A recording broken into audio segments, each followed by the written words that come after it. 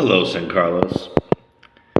So, one of my subs sent me a video from another channel. I normally know him from Asia News Now, but I guess he has a secondary channel.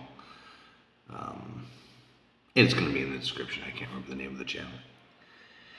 And it was about an older American man who's only 62.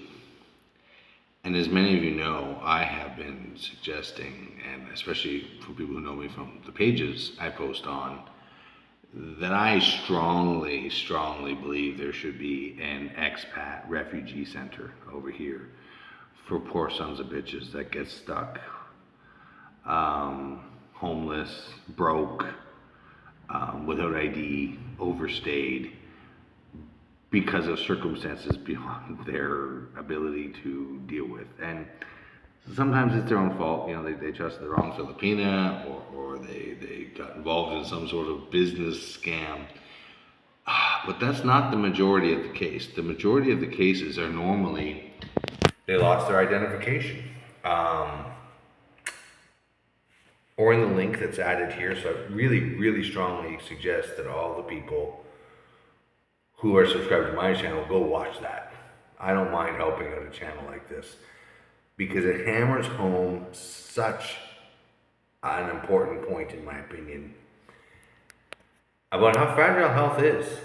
And I'm not saying it's better to be sick back home. I mean, it is if you're in Canada, because at least we have health care.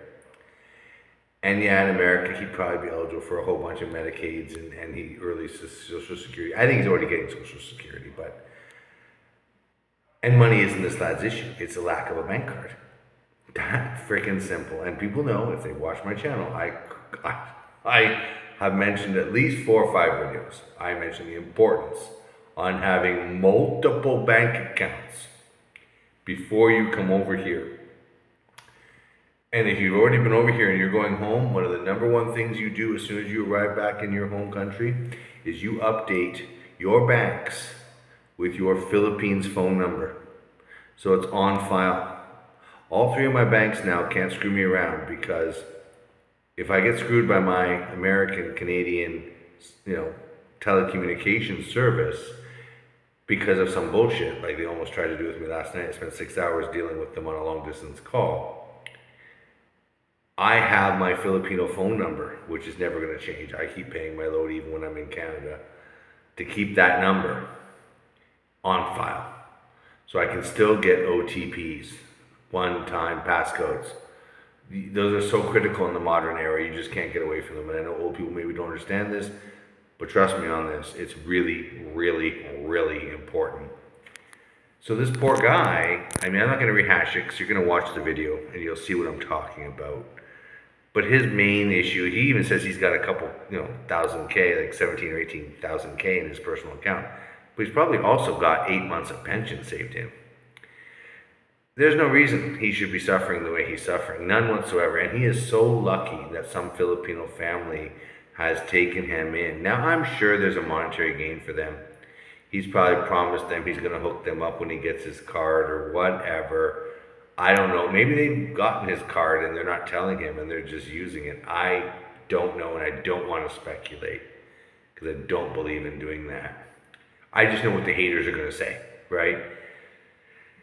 Because in the real world, I just had this conversation with an American and his wife at their business, blah, blah, blah. But I don't want to get into that in this blog. This blog is simply about reiterating the idea I've been formulating for the past year of finding an older resort that's been, neglected, abused, but it's got a bunch of little rooms or little houses or little cottages or whatever. There's hundreds of them here. Hundreds of these old abandoned resorts. Someone like me who's tech savvy, mechanical savvy, carpentry savvy, I could go into these places and literally fix them up one unit at a time and create a X number of unit refugee camp for these kinds of foreigners. And I know that my original retirement plan over here is the show, hence the reason of this channel, the show project. And I like the idea of having 5 or 6 captains bars all over the country so people can get clean, good food in big portions in a safe environment, and then, it becomes a brand, it becomes a little mini franchise.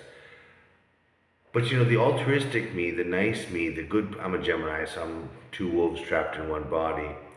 The good wolf in me says, maybe I need to use all these skills I've acquired to find that abandoned resort, build that refugee center, because I really see a huge need for it over here. And this guy is just another one in a long line of people I've encountered over here. Now, I never met this man himself. His name is James. My name is Jim. James is Jim. He was a baker. My father's a baker. As the guy who's on the video says, he's met 3 other homeless bakers here. It seems to be a trait of jobs that it doesn't lead to much, right? And as some hater in the comments said, working at Dunkin' Donuts doesn't make you a baker. Depends what you're doing. As a man, you're not working in the front line at Dunkin' Donuts. Up until like 2010, all of the donut shops in North America were still making donuts on site. Like, my dad has been working for Tim Hortons, and he owns some Tim Hortons, and he did that when he was younger. But he had to bake those donuts from scratch. I know, because when I get in, suspended from school, I have to go and sit in the back room at work. I know what it takes. It's actually a hard job, and you got to be physically strong. So the reason why the guy lost his job is he probably lost his strength, or he got mouthy. Who the hell knows? I don't even want to speculate about why or how, but I fully understand why he came to the Philippines, because it is cheaper here. And if he's only got $17K in his personal savings plus his pension, that's nothing in America. We both know this. If you're from the States, you know $17K is F all.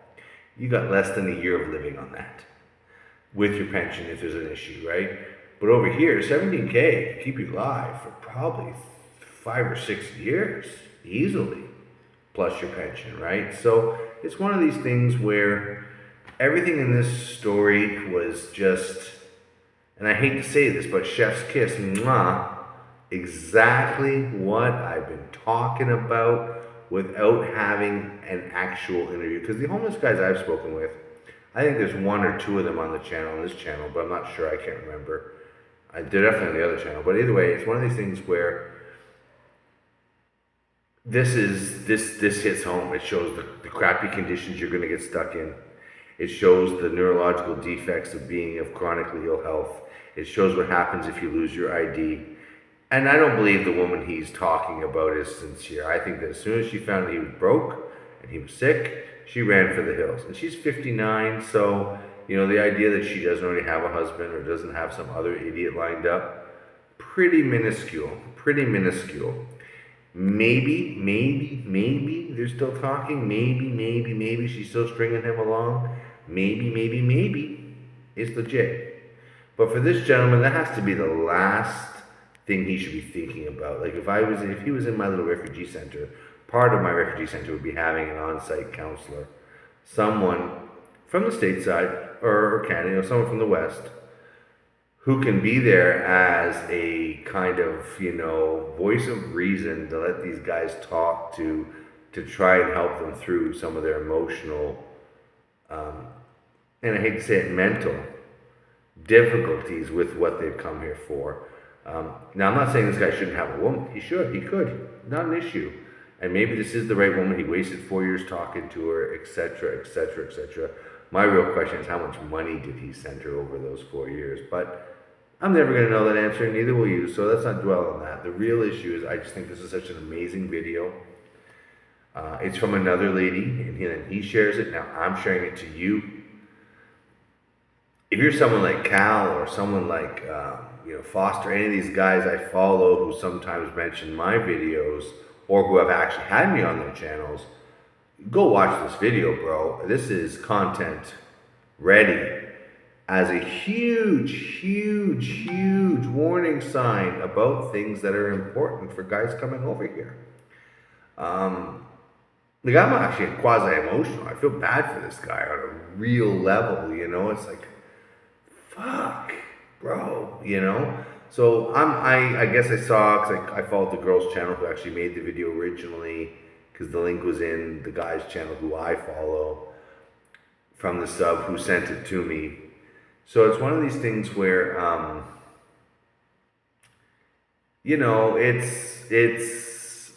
she's obviously got him a walker. There's a follow-up video.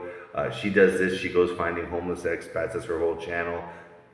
I don't like to use God bless, 'cause I know people don't like me using religious terms on the channel outside of Sunday sermons, but for real, I hope that karma helps her out, because she seems to be a pretty decent person. And sure, she's making money on the channel and on the stories. End of the day, though, she is actually helping people. So, which is more than 90% of the channels can say, right? So, I just wanted to share this with my viewers, especially with the older guys who are following my page, who want to come over here, or who have been here, or who are wanting to come over here, who don't subscribe yet but are watching videos, because I get some pretty good hits. It can be rough. It can be rough anywhere in the world, especially as you get older. I mean, health becomes an issue. But the bureaucracy of things, like this old dude is also going to be screwed. He can't just jump on a plane and go to Canada or America, where he's from, Oregon or whatever, because he's going to get screwed by the Philippines immigration company. They're going to be like, oh, you're overstayed X number of months. We need our money. We need our exit visa. We need our this. And I fully understand that. I'm definitely hating on the Philippines government for that. My real answer would be, why the fuck doesn't the American embassy just pay that to the Philippines government and then throw it on his tax bill? Do you know what I mean? Let the man go home, get his card, get a passport. I mean, if the Philippines government want to then declare him blacklisted because he's of ill health and they don't want the burden on their system, that's fine too. I gotta be honest, I personally don't think he should come back, even though it's cheaper, because he's not of health to be here. I am supportive of the Philippines policies that if you have major health issues or mental issues, just like criminal issues, you shouldn't be here. You should be back at home. A, where they can take care of you, or B, where they know you. It's that simple, right? The Philippines is already, I'm not going to say overstretched in finance, it's mostly mismanaged, but they have enough issues taking care of their own people. They can't be taken care of, broken ass, fallen apart expats. And the refugee center, I mean, I would really, the only government involvement from the Philippines I'd want is when they pick up one of these guys, instead of throwing them in a harsh, dirty, mean detention center, they would send them to us. That's all. And I would work out deals with the local governments. I would get that. I would use all of my political know-how and networking, especially, say, the guys down south, like Manny and them. He's done so much for people. He's got a big heart. He's a smart man. I'm sure he would see the benefit. And yeah, let's not put these guys in a Philippines jail where we're paying for them. Let's put them in this refugee camp run by this expat Samaritan group, and they'll figure out how to feed them, how to house them, how to take care of them. And there's zero drain up the Philippines economy. Then the Philippine government gets their overstay fees, gets their exit tax, and these gentlemen can go home if that's what's happening. I mean, if they get their shit together, they get their ID, they pay off their debts, I mean, and they're healthy enough. Because I'm not saying have diabetes, you get kicked out. This guy is suffering from way more than just diabetic complications. I mean, that's definitely part of it. But as some of the comments said, and I noticed it too, there's definitely some shaking and twitching there, which are signs of a stroke or Parkinson's or any other neurological issue that's probably degenerative, so it's only going to get worse. So, as people know who watch my channel, who've been on and who follow me on other pages, like on expat Filipino group and all that shit, I'm really anti-blacklisting unless they've done a crime, a real crime, and there's proof. Not you're angered a Filipina and she's jilted and makes up crap, but like a real crime. I don't like the idea of blacklisting. I think that, hey, the Philippines needs the economy, needs the boost of us over here. But yeah, I really, really feel for this guy, and I'm not saying to any of my followers send him money or any of that kind of stuff. This is not that kind of video. He has money. He needs infrastructure. And I'll be honest, when I come back in January after my Christmas trip, I have a van and a bike now. I keep saying I'm going to go and do a month or two of touring around and try and find one of these abandoned tourist resorts, because other bloggers talk about them all the time, And I think that if I were to drive around enough, I would find them myself. I just never have the time or the money. It takes a bit of money to go tour hunting like that. But for an expat who wants to come over here, who also, like me, I mean, I hate to say it like this, but who has a big heart. I mean, there's not a lot of us. A lot of us come over here for very selfish reasons. Now, I admit, I came over here just to make the show, and then I got stuck doing the bars because I needed an income. But all the skills I have, I almost feel like it's a calling. I almost feel like I got all these skills and I made all these connections here, maybe for a reason, a bigger, higher reason that I need to think about the expat refugee camp for real. And maybe I need to make that my focus in 2026. Because I'm seeing more and more and more of these cases, and I bumped into so many homeless guys on the streets in Cebu and stuff. Like, my woman told me about these 3 guys who hang out in front of her church in Cebu, who are expats, who are just super broke. They're as broke as Filipinos. They're begging for 5 pesos and being thankful when you give it, you know. So I had this refugee camp. I would literally spend probably, a week every month going to these bigger cities, hunting down these poor motherfuckers, hearing their story, and not blogging about it. I'm not into this whole, that's part of why I don't do videos with every homeless guy I meet, because I'm not trying to create clicks or views on other people's misfortunes. I do find that really, really distasteful, and I'm not doing that with this guy.